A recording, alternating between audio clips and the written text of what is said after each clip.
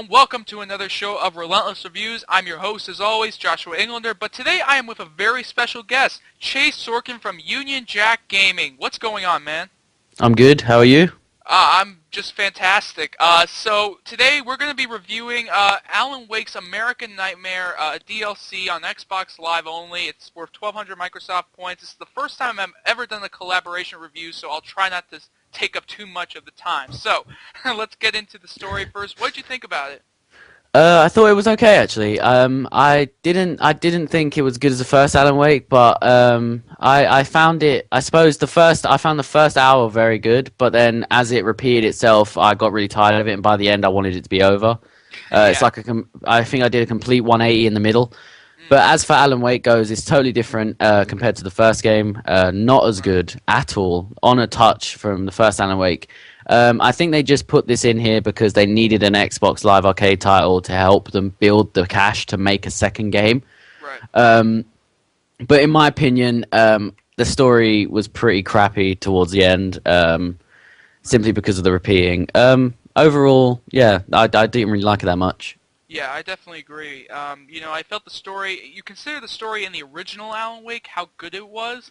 I mean, it kind of blew my mind, and the fact that this story was so pale in comparison, I was really disappointed by that. Yes, it is not a full-fledged sequel, but I really would have liked to have seen just as good of a story incorporated in, and they really didn't take the time and effort clearly to make as good of a story as the original Alan Wake, and I think that I definitely agree with you on that. So, what did you think about the graphics? The graphics, I think, was probably the best part of the game. I think that they were on par with the first game, and that the animations were much more improved from the first game. The only one thing I have against it is that some of the character models repeat themselves, and some of the like textures pop in. The loading is quite long. But other than that, I would say that the game's graphics are probably the best part of the game, and I really enjoyed it. Yeah, I definitely agree. I mean, yes, it is very similar to the original Alan Wake, but they did improve the animation greatly. And let's face it, it still looks good even if, you don't update the engine at all, because the original Alan Wake looked amazing. You consider the atmosphere it tried to show and how the graphics presented it was amazing. And here, the graphics are still very, very good to me, and I really am not that disappointed that they didn't try to improve on it greatly, because honestly, I mean, what is there that much to improve that other games still have been trying to catch up with? For example, like some of the wind effects with the trees are still there. The lighting effects as well are insane. Yeah, the lighting effects, the shading effects are all still fantastic. I will say this, though. I still think some of the characters didn't look all that great up close, but that's Definitely. my opinion. But in terms of Xbox Live Arcade titles, this is probably one of the better looking ones. Definitely top 5. But as you say, compared to disc retail games, I would say this would come out as a great looking title even on them because of the engine that they use. Right. The character models, like you said, up close are a bit crappy, but you can forgive that considering the memory file and how much they can fit in to be able to fit on the arcade. Right. All right, so I definitely agree with you. So what did you think about the sound in the game? The sound in the game was ranged from really good to really crap. I mean, the voice acting is a mixed bag. I think some of the characters are good, but none of them really go on to, being really bad. I'd say it goes from good to average. There's only one exception, which is basically the woman who works in the observatory, which is the worst voice actress in a game I've played this year. She just sounds so bland and robotic. I hated talking to her, and I got away from her as quick as possible when playing the game. Right. As for music, a totally different style compared to the first Alan Wake. Instead of atmospheric music and building tension and stuff like that, this game goes for a more action movie feel, a more grindhouse feel. For instance, they've added licensed music, which I don't know if it should be an Alan Wake game, because when I heard it, at least from my standpoint, I was surprised. But I think it added a bit to the game, which was alright. But then again, this is Alan Wake. This isn't Gears of War or Uncharted, so I don't know if it fits. But overall, I think the sound was actually pretty good. Yeah, I think that the voice acting was very, very inconsistent. You mentioned the woman in the observatory was very, very annoying. The doppelganger, Alan Wake's doppelganger, I felt was very annoying. I know you found him pretty funny, but I just didn't like him at all. I felt that Alan Wake himself was obviously very good. I felt the rest of the voice acting was all right, and honestly, overall, I guess it just kind of makes it mediocre in general. I think the licensed music, I definitely agree. I mean, you consider the soundtrack in Alan Wake, the original, was amazing. It was so atmospheric, and I just loved it. And maybe that's just because I'm kind of a film nerd as well as a video game nerd, but I just thought it was so well done. In this one with the licensed music, it just made it feel too much, I think, like an action film rather than Alan Wake. And Yeah, and that was what a you major touched on problem. as well about Mr. Scratch, the doppelganger. I Right. think he's people are gonna either love or hate this character. Right. Obviously, the same voice actor that voice acts Alan Wake has to play him and has to Hmm. play him in the actor scenes like the live action.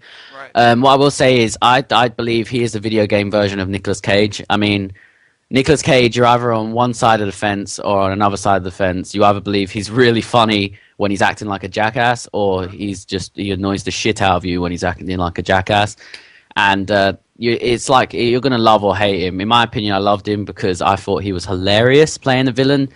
But as I know, you didn't find him that great. All right. So, what did you think about the gameplay? I thought it was very reminiscent of the first game, but I feel that they've overloaded it with the action in this Yeah. title.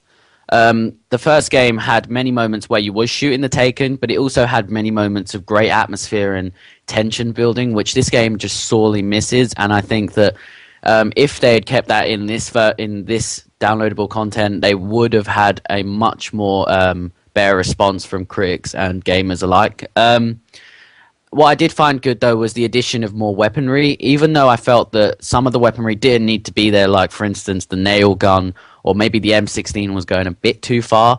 Right. I found that the addition of new weaponry was a bit more fun and added a bit more variety to the game, but I only think they did that because they needed to add more weaponry to the game for the Fight Until Dawn mode, which is obviously the survival type mode, which is like Horde.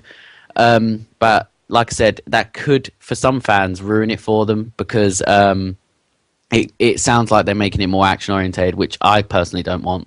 Right. I definitely agree with that.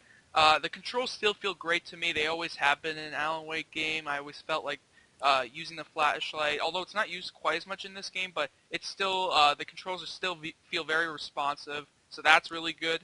I do think the action, even though I felt there was a little too much of it and it got way, way too repetitive, there was clearly a lot more emphasis put on the action, and it shows. They definitely improved a lot of the action, and I felt like in that sense, if you're like someone who's looking for that horror action kind of DLC, this actually might suit your bill, but I do think it got way, way too repetitive, and that may be in part thanks to how bad the story was, but it's still just, I Yeah, really felt over time it became an endurance, like, oh, you're I doing the think same the thing. repetitive level design as well, like the locations Yeah. and the enemy types, didn't help either. That with a bad story didn't really help the game in terms of enjoyability. But what I will say is I can understand what they're going for with the repeating of locations, but that would work much better in a TV show like the Twilight Zone or something like that. It wouldn't work in a video game form because I don't think I think they think they're being smart by doing this, but they really aren't because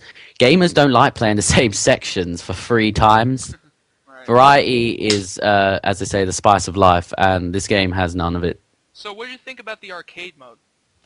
I thought it was quite good, but it does add longevity to the game. It has leaderboards, so if you're looking to beat some scores, I think you'll like it. But I don't think that you're going to like it if you've got games like Gears of War in your library and games like Yeah. that that have horde mode, because this game doesn't even like stand a touch near those games. Yeah, it almost reminds me of ways of Undead Overrun from Red Dead Redemption's DLC Undead Nightmare as well. And I definitely agree. It's compared to those compared to Gears of War's horde mode as well. It just doesn't it pales in comparison. There's no other way to put that. So I definitely agree with that.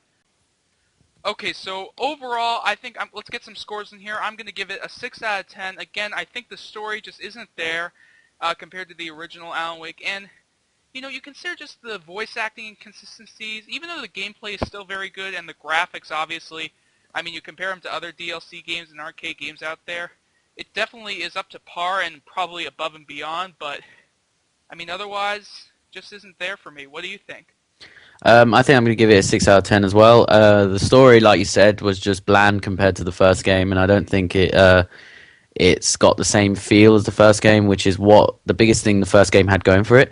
To be honest, I feel like Remedy just made this game just to get out more copies of the Alan Wake series in order to make a sequel, which is understandable because the first game didn't sell as well. But that's no excuse to bring out a mediocre game.